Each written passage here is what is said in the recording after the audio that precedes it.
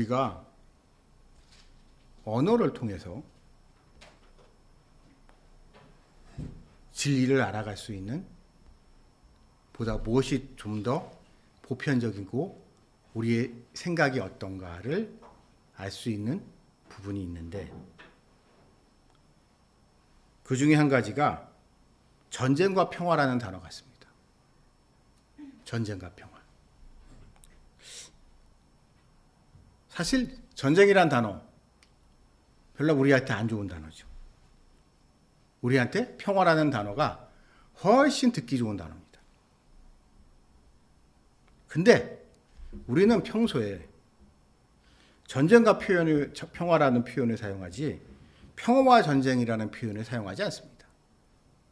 영어에서도 마찬가지예요. War and Peace지 Peace and War라는 표현은 모르겠어요. 제가 영어를 뭐 그렇게 잘 알지는 않지만 영어에서도 주로 War and Peace라고 하죠. Peace를 먼저 얘기하지 않습니다. 이렇게 부정적인 단어인 전쟁이라는 단어가 먼저 사용된다는 거. 그리고 그것을 우리가 너무 당연하게 받아들인다는 것은 우리가 인지하지 못하고 있을지라도 우리는 전쟁, 즉 다툼과 갈등이 있는 상황이 우리에게 보다 더 익숙하다는 걸 의미하지 않나 싶어요. 그게 더 우리에게 마음에 와 닿기 때문에, 먼저 그것이 생각나기 때문에 전쟁이라는 단어를 우리가 서슴지 않게 먼저 사용하고 그것에 반대되는 평화라는 말을 그 위에 붙여 쓰는 게 아닌가 싶습니다. 이는 우리는 비록 평화, 사랑, 번영 이런 거를 간절히 바라지만 그것을 바란다는 것 자체가 그것이 그만큼 귀하기 때문입니다. 그게 그만큼 일반적이지 않고 우리가 그것을 구해야만, 특별히 구해야만 구해서 그것을 얻고 싶은 마음이 우리에게 있을 정도로 그것은 대단히 예외적인 현상이고, 우리가 우리의 인생에서, 우리의 삶에서 일반적으로 경험하게 되는 상황은 전쟁과 같은 상황인 거죠. 다툼과 갈등과 경쟁이 있는 그러한 전쟁이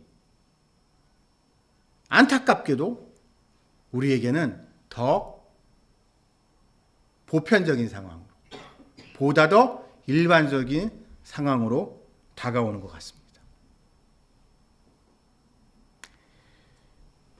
교회는 어떨까요? 많은 분들이 교회에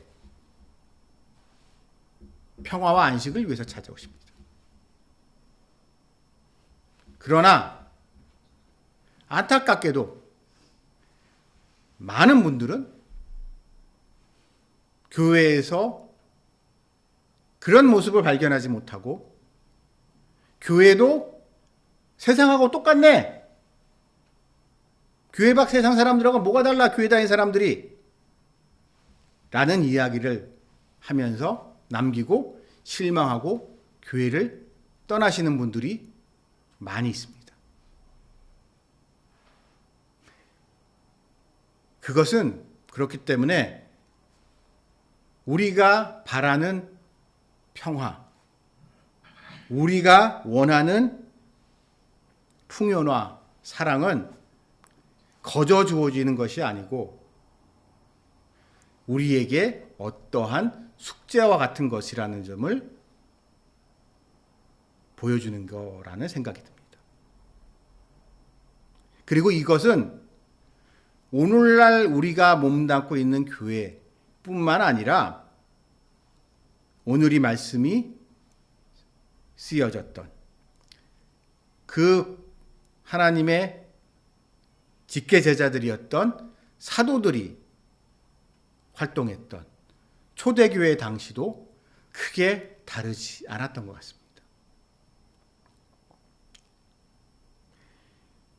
그래서 우리가 신약 성경에서 접하게 되는 바울 서신서들이라는 것들이 결국은 이 교회 내에 갈등과 다툼이 있을 때 이것을 어떻게 대처해야 되는가에 대한 사도 바울의 답변이 바울 서신서의 대부분의 내용들이죠. 그 말은 그만큼 초대교회, 우리가 그런 얘기 가끔 하잖아요. 교회에서. 우리가 초대교회 같이 그런 순수하고 뜨거운 신앙으로 돌아갑시다 라는 이야기들을 하시는 경우들이 있는데요. 글쎄요. 초대교회도 별로 달랐던 것 같지 않아요. 바울 서신서들을 읽어보게 됩니다. 그래서 바울 서신서를 읽다 보면 바울 서신서를 바울이 편지를 써서 보내는 그 교회에 어떤 상황이고 어떠한 문제가 있고 어떠한 갈등이 있고 그것을 해결하기 위해서 어떻게 해야 되는지에 대한 사도 바울의 이 가르침이 우리에게 중요한 거죠. 왜냐하면 해 아래 새로운 게 없다고 그때나 지금이나 같은 실수, 같은 다툼이 반복되기 때문입니다. 그런 점에 있어서 오늘의 배경이 되고 있는 에베소 교회를 한번 다시 살펴봅시다. 에베소는 큰 동네예요. 잘 사는 동네예요. 그리고 대단히 아카데믹한 동네입니다. 그래서 사도 바울이 그곳에 전도해서 교회를 세웠지만 그 교회가 한편으로는 그래서 크게 번창했고 그래서 거기서 사도 바울은 여러 해를 있으면서 직접 사람들에게 말씀을 가르쳤고 더 나아가서 자기가 가장 아끼는 수제자인 디모데를 그곳에 남겨놓고 그들을 지도하게 했고 그런 에베소 교회지만 에베소 교회에 또 예외 없이 이런저런 문제가 생겼습니다. 그리고 그 많은 어려움들을 잘 이기면서 다 넘으면서 이제 교회가 자리를 잡는 것 같았는데 새로운 과제가 던집니다. 처음에는 여러분도 아시다시피 유대인들과의 갈등이 있었죠. 할례 문제를 둘러싼. 그 문제를 가지고 해결이 되고 난 다음에 그 다음에 이제 새롭게 교회를 어지럽혔던 세력들이 일명 영지주의자들. 부활을 부인하는. 육신은 별거, 이 육신이가 몸뚱이라니까 별거라고. 왜 말이야, 그냥 우리가 죽으면 깔끔하게 가지. 왜 예수님이란 사람이 육체로 부활을 했냐고. 육체의 부활을 부인하는 영지주의자들. 그런 교회를 어지럽히는 무리들과의 투쟁 속에서 사도 바울은 그들을 교회에 몰아냈고 그러면서 이제 교회가 바로 서는 것 같았는데 그래서 이제 제대로 교회가 기틀을 잡는 것 같았는데 이때 갑자기 전혀 예상하지 못했던 새로운 문제가 발생합니다. 갑자기 로마 제국이 황제들이 기독교를 탄압하기 시작하고 교회 지도자들, 특별히 사도들을 잡아들이기 시작한 거죠. 그래서 오늘 이 본문에 나오는 바와 같이 주 안에서 갇힌 일명 옥중서신이라고 하는데요. 감옥에 있는 사도 바울이 이 편지를 보내는 거예요. 여러분, 우리 한번 생각해 봅시다. 여러분 에베소 교회 교인이라고 생각을 해보세요. 참 지난 몇십 년 동안 우여곡절이 많았지만 사도 바울을 비롯한 사도들의 지도하에 그들의 리더십 하에 이런저런 내부적인 갈등과 어려움을 다 해결하고 이제 정확한 바른 가르침이 뭔지를 다 확실히 되고 난 다음에 이대로 잘 믿으면 되겠다라고 해서 이제 좋은 일만 있겠다라고 라고 생각했던 이 시점에 갑자기 그 교회의 지도자들, 요즘으로 말하면 목사님들이 잡혀가기 시작하는 거예요. 그냥 별 이유도 없이 성도들 입장에서는 잘못한 것도 없는 것 같은데 그냥 황제가 잡아들이라고 해서 하니까 목사들을 비롯한 교회 지도자들이 다 감옥에 잡혀 들어가고 요즘으로 말하면 평신도들만 교회에 남게 됐어요. 평신도들만. 그럼 어떤 일이 벌어질까요? 그때는요, 권력의 공백과 함께 도토리 키재기에 대한 상황이 됩니다. 그전에는 교회 지도자가, 그러니까 찬물도 위아래가 있는 거잖아요.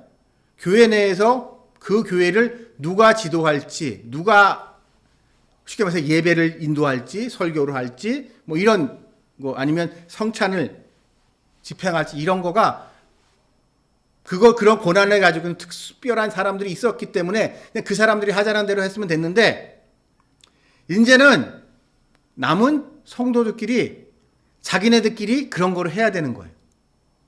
그러면 제일 먼저 와닿은 현실적인 문제가 초대교회에서 매우 중요했었던 성찬식을 그럼 과연 누가 시행할 것인가? 성찬을.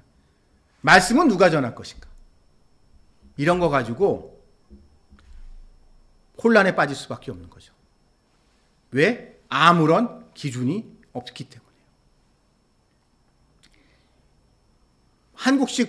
우리식 한국식 정서로 따지면 그 중에서 그래도 일반 성도들 중에 가장 교회를 오래 다니신 분, 한말 짬이 되는 분이 하면 되겠거니 생각하실 수 있겠지만 여러 번 신앙생활 해보신 분들은 알겠지만 그 교회에서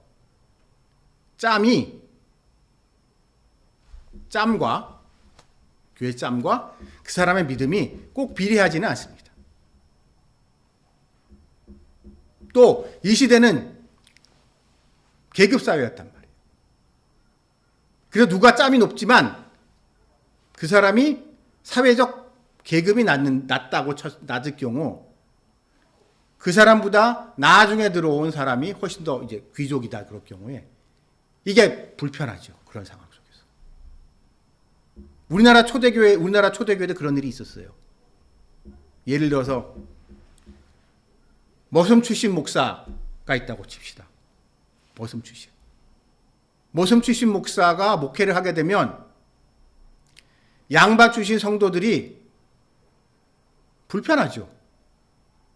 물론 신분제가 타파됐고 신분제가 나쁘다는 거 다 동의하는데 그럼에도 불구하고 이게 사람의 습관이라는 게 그런 게 있잖아요.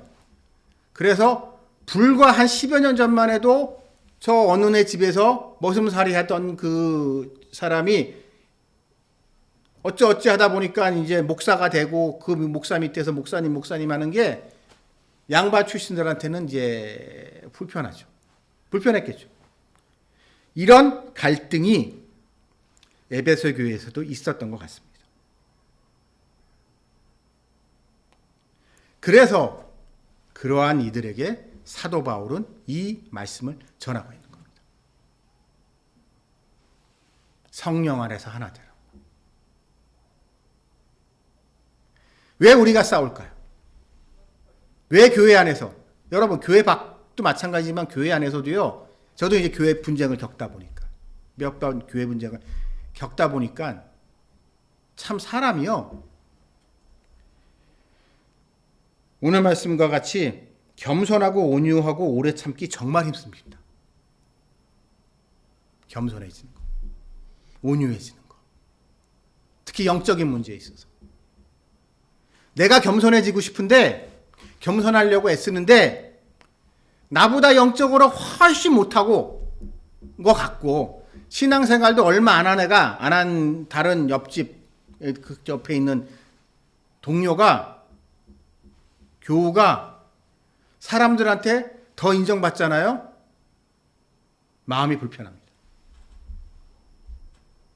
난 이 교회 10년, 20년 다녔는데 내 나름대로 열심히 교회 다니면서 11조도 잘 내고 봉사도 열심히 했는데 나는 예를 들어서 이런 게 나는 안수 집사 내지는 장로 선거에서 떨어졌고 나보다 한참 뒤에 온 어찌 보면 교회 후배인 어떤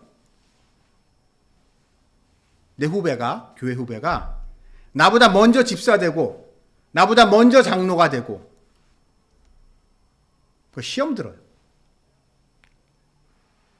안 그러시던 분들도 그럼 그분이 그럴 거라고 생각 안 했는데도 시험 드시더라고요. 말로는 하나님의 뜻이니까 아멘 한다고 하지만 마음속에 응어리가 있다는 게 그냥 밖에서 제가 봐도 보여요. 왜? 사람이니까요. 그만큼 우리가 겸손하고 온유해지고 하는 게 어려운 겁니다. 그분이 머릿속으로는 이렇게 생각하시겠죠. 나 같은 사람이 무슨 장로야.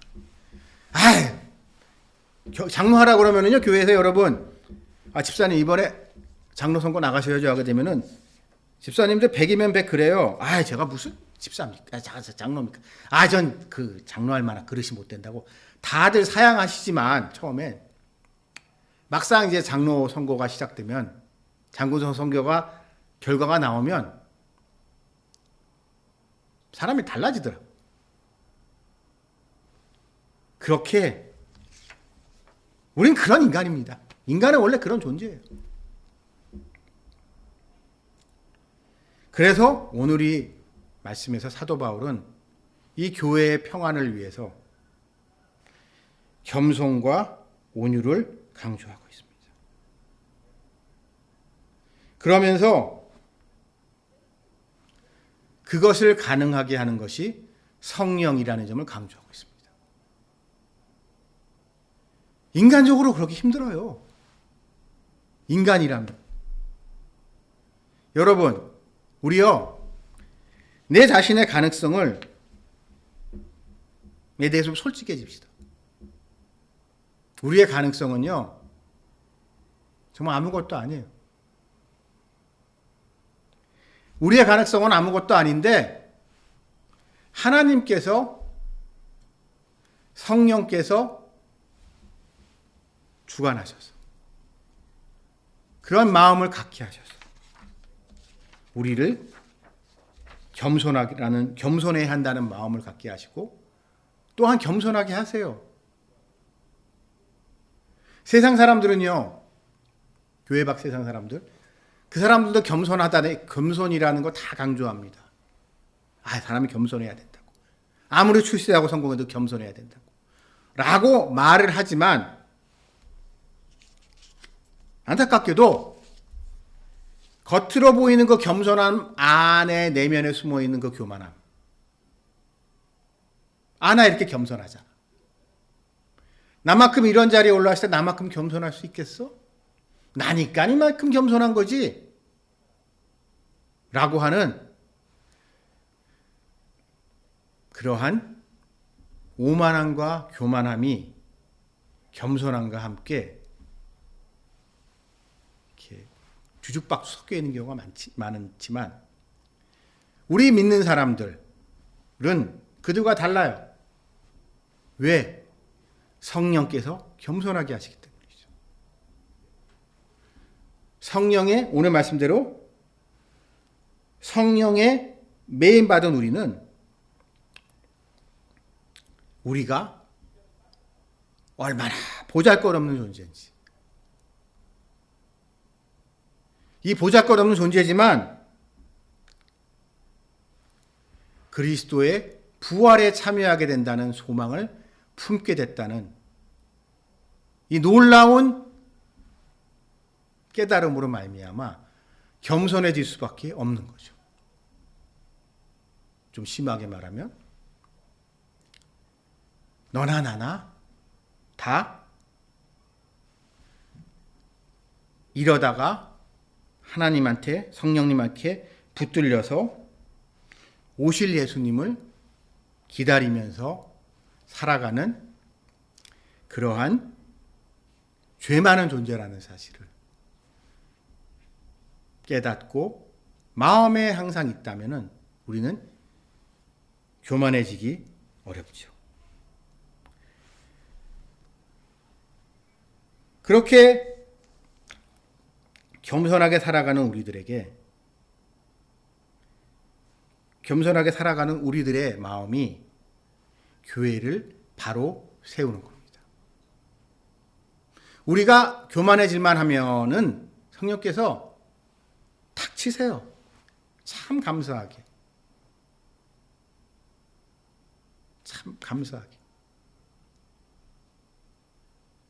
그래서 교만해질 수 없게 하는 것, 그게 하나님이 하시는 일입니다. 사람들은 간혹 이렇게 얘기합니다. 교회가 문제가 많다고. 한국교회 문제가 많아요.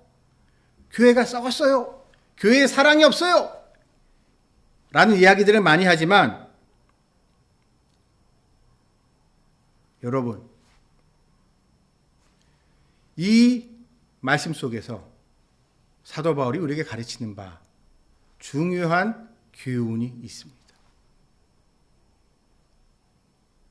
교회 역사를 한번 돌이켜 보겠습니다. 결국 오늘 이 말씀에 있어서 하나됨을 강조하잖아요. 성령 안에서 하나님도 한 분이시오, 성령도 한 분이시오, 하나를 강조합니다. 여기서 한 걸음 더 나가면 교회도 하나라는 점이 강조가 됩니다. 교회는 하나다. 교회 하나인 거 맞습니다.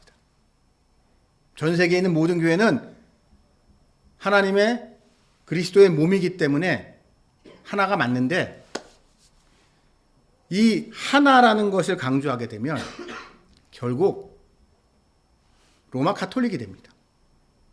역사적으로. 하나라는 것이 강조되면서 하나 되는 것을 지키는 것이 중요하다. 그러한 것을 강조한 것이 로마 가톨릭이에요.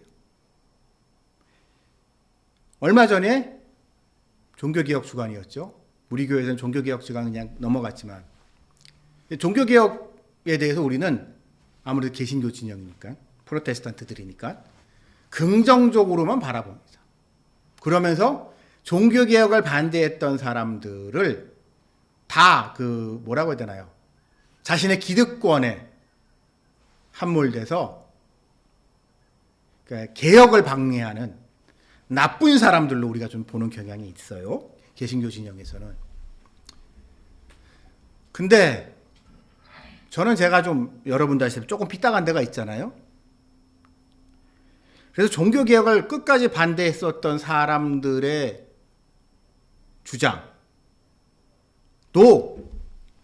그게 그 사람의 소신일 수 있기 때문에, 그 사람은 무엇을 가지고 끝까지 종교개혁을 반대를 하고 했는가? 그 핵심은 그 어떠한 경우에도 교회는 하나여야 된다는 거예요. 그 어떠한 경우에도 교회가 분열되어서는 안 된다는 거예요. 그래서 비록 지금 교회, 그러니까 로마 가톨릭 교회죠. 로마 가톨릭 교회에 문제가 많이 있지만, 그렇다고 해서 교회를 깰 수는 없잖아. 라는 것이 종교개혁을 반대했던 진영들. 나름 그 사람들도, 우리가 잘 몰라서 그렇죠. 그 사람들도 나름 그러다가 이게 순교한 사람도 있거든요. 토마스 모 같은 사람 대표적으로 영국에. 종교개혁을 끝까지 반대하다가 순교한 토마스 모 같은 사람도 있어요.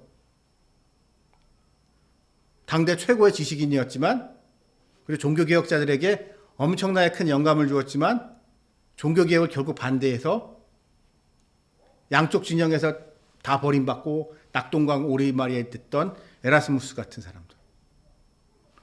그런 사람들의 주장의 핵심은 어쨌든 교회가 하나 돼야 된다. 한마디로 우리가 뭉쳐야 된다. 좀 심하게 말하면 이제 이런 거예요. 그러니까 그런 사람들의 주장이 나름 설득력이 있었기 때문에 종교개혁은 결국 기독교 진영에서 전체로 봤을 때 절반의 성공만을 거둔 겁니다.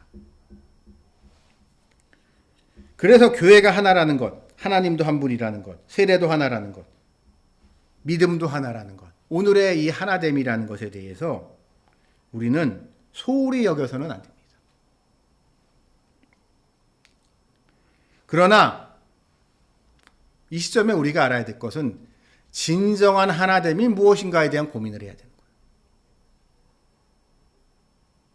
마치 이것은 이런 거죠. 좌빨들 중에 통일지상주의자들이 있습니다. 우리 민족이 하나 되는 게 중요하다. 무조건 남북한이 손잡고 우리 민족이, 우리 결의가 하나 되는 게 중요하지 이념, 사상 그게 뭐가 중요해? 라고 하면서 현존하는 악인 북한의 저 포갑적인 체제를 무조건 옹호하는 사람들이 있어요. 그럴듯해 보이지만 그 안에 진리가 없죠. 윤리적, 도덕적인 판단을 다 보류합니다. 그건 중요한 게 아니야.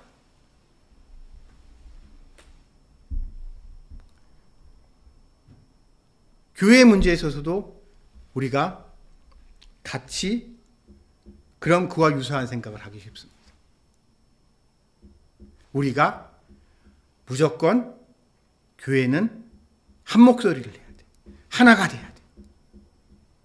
너도 나도 다 하나님 믿는 사람인데, 너도 나도 다 예수님 믿는 사람인데, 너도 성령 받은 사람이고 나도 성령 받은 사람이니까 우리는 무조건 의견 통일을 해야 돼. 그러나 사도 바울의 가르침은 그거와는 분명히 거리가 있습니다. 하나 돼야 되겠죠. 하나 돼야 됩니다. 그러나 그것은 포갑과 억압과 강요에 의한 것이 아니라 그리스도 안에서, 성령 안에서 겸손과 온유를 통하여 이루어지는 거죠. 마치 전쟁이라는 것이 일어났을 때 모든 사람은 전쟁이 빨리 끝나기를 원합니다. 전쟁이 오래되길 바라는 사람이 누가 있겠어요? 무기상인 정도? 무기상인들이나 전쟁이 더 오래 지속되길 바라겠지만 전쟁에 관련된 모든 사람들 내지는 전쟁에 직접적인 관련되지 않은 사람들조차도 전쟁이 빨리 끝나기를 바라요. 지금 이제 우크라이나 전쟁도, 우크라이나 러시아 전쟁도 다들 빨리 끝내기를 바라요. 그 전쟁 오래 가길 바라는 사람 저는 없을 거라고 확신합니다.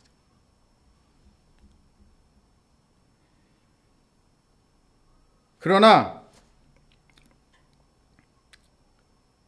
이 전쟁이라는 것, 다툼이라는 것을 끝내기 위해서 어찌 보면 또 다른 폭력이 가해지는 게 아닌가. 또 하나의 하나됨이라는 것, 화해해야 된다는 것으로서 무조건 잘잘못을 덮어두고 무조건 참으라고.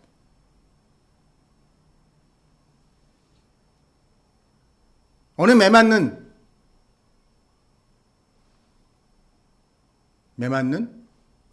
가정주부가 여자 집사님이 찾아왔다고 칩시다. 그런 분한테 우리가 집사님 가정이 소중한 거 아니겠습니까? 참으세요. 인내하세요. 가정의 평화를 위해서 집사님이 참으세요. 라는 얘기를 할 수 있을까요, 우리가? 아니요. 그런 얘기하면 안 됩니다.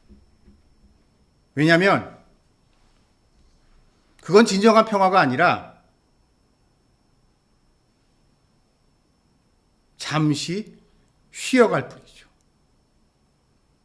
언제든 그 풍경은 다시 일어납니다. 문제를 해결하지 않으면. 그냥 덮고 넘어가면.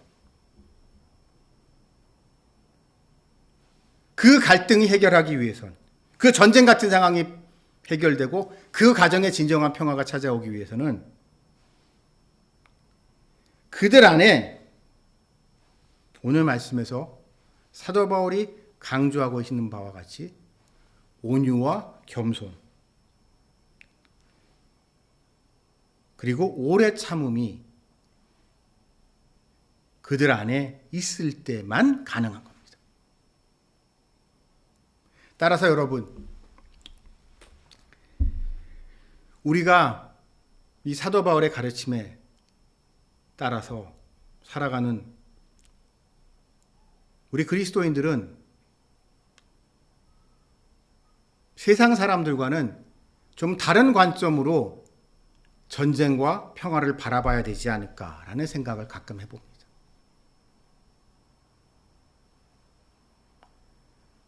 무조건 저 가끔 그런 생각이 들 때가 있어요. 사랑, 평화, 좋은 거죠. 사랑, 평화, 좋은 겁니다. 근데 어떨 때 보면은 사랑과 평화가 그 자체를 우상화되는 경우가 있는 것 같아요. 즉, 사랑, 평화는 하나님이 우리에게 주시는 선물인데, 성령의 열매인데, 이 점을 소홀히 여기면 평화라는 이름, 사랑이라는 이름을 통해서 그것 자체를 하나님의 자리에 얹어놓고 그것을 위해서는 우리가 그 어떠한 대가와 희생과 대가를 치를 수 있어야 돼. 라고 하면서 사람들을 침묵시킵니다. 불의에 침묵하게 합니다. 그러다 결국 서구교회가 저 모양 저 꼴이 난 겁니다. 아닌 건 아니라고 단호하게 얘기할 수 있어야 됐지만 좋은 게 좋은 거라고. 사랑으로 품어야 된다.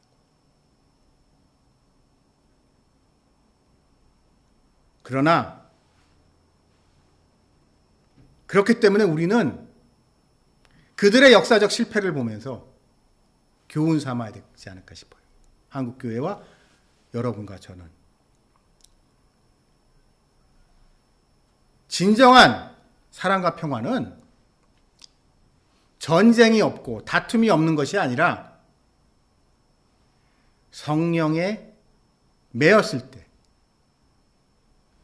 성령의 이끌림을 받았을 때, 그래서 하나님이 우리를 하나 되게 하셨을 때 라는 점을 깨닫고, 무엇보다도 하나님이 우리가 하나 되게 하시는 것을 간절히 구하는 여러분들이 되시기를 주님의 이름으로 축원합니다. 같이 기도드리시겠습니다. 하나님